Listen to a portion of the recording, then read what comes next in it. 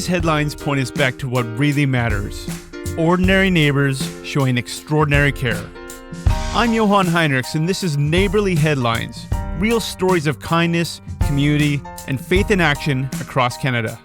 Let's take a look at what's been happening close to home.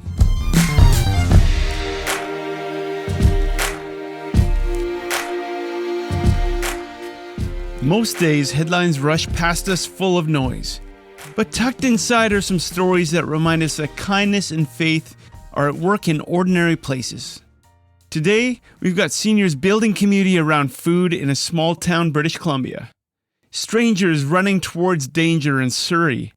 And Newfoundland doing what Newfoundland does best, showing up. Let's get right into our stories.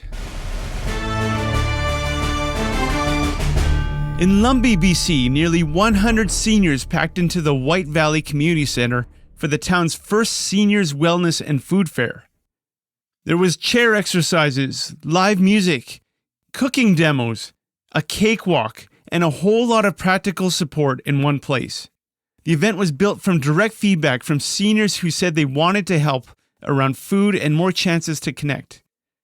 The broader project includes things like food sharing carts and cold storage, community kitchen tools and meal prep, and even trial transportation connection so seniors can get to groceries and appointments more easily. What I love about this story is that CARE didn't show up as a program. It showed up as neighbors paying attention and then doing something useful. Connection and dignity can look like a warm room, a shared meal plan, and somebody remembering your name. It's a small glimpse into what it looks like when we take seriously the call to love our neighbor, not in theory, but in the calendar, the budget, and the actual ride to the grocery store. Now for our next story.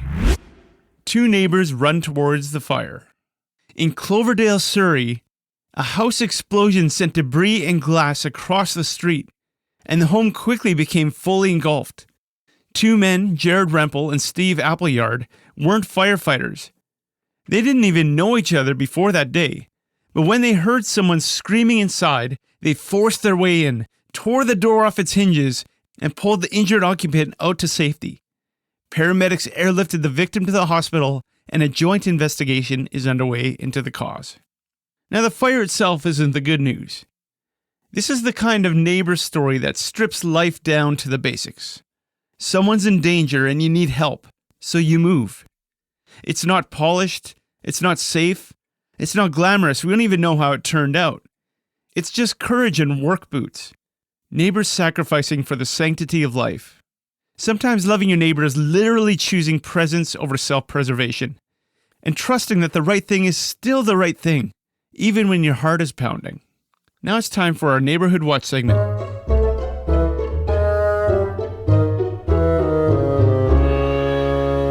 Before we get into our last story, it's time for Neighborhood Watch, where we peek at the curious, interesting calls Canadians sometimes make about their neighbors. Because sometimes community life isn't dramatic, it's just unexpectedly complicated, and sometimes we're the quirky ones. After you hear today's call, head over to our CareImpact Facebook group and vote in the poll. Would you call this one in, talk to your neighbor, let it go, or quietly stew behind the blinds? This story takes us to Mississauga, Ontario. Several neighbors filed complaints after a front yard grew well past the city's 20-centimeter grass limit. Tall grass, wildflowers, what bylaw officers labeled as nuanced weeds. At first, it looked like neglect, but the homeowner said the lawn wasn't abandoned, it was intentional. They had stopped mowing to create pollinator-friendly, neutralized garden, meant to support bees and the local biodiversity. No sign explaining it, no note to the neighbors, just a quiet shift from suburban lawn to something that looked wild. So neighbors called the city, bylaw officers came out, contractors were eventually sent in to mow it down, and the homeowners were billed.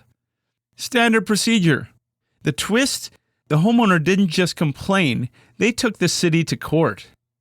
And in a surprising turn, a judge ruled that parts of Mississauga's grass and weed bylaw violated freedom of expression, saying the homeowner had the right to express environmental values through their yard. In other words, the lawn won. This is a quick reminder that one neighbor's eyesore can be another neighbor's manifesto. But also, maybe put a sign up before your lawn accidentally becomes a constitutional case. Remember, you can go vote right now on our Care Impact Facebook group.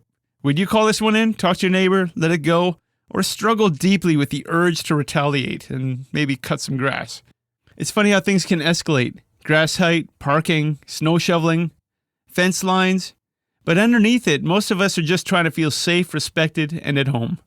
Neighborliness starts when we choose curiosity before assumption and conversation before complaint. Now let's get on with our last story. We've got you in minivan form.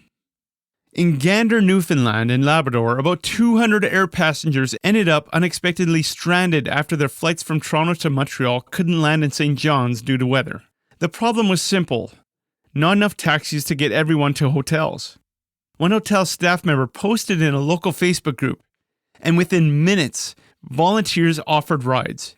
Within about an hour, passengers were settled into rooms, and the next morning there were so many volunteer drivers that some were turned away. You see, Gander didn't organize a response. They just responded. When a community practices hospitality long enough, it stops being a special event and becomes muscle memory. That's what we're going after. This is the quiet goodness of neighborly love. Not waiting to be asked perfectly, just seeing a need and filling the gap. These headlines remind us that good news is still all around us, if we take the time to notice. Do you have a story of care happening in your neighborhood? Share it at neighbourlypodcast.ca or join our Care Impact podcast group on Facebook.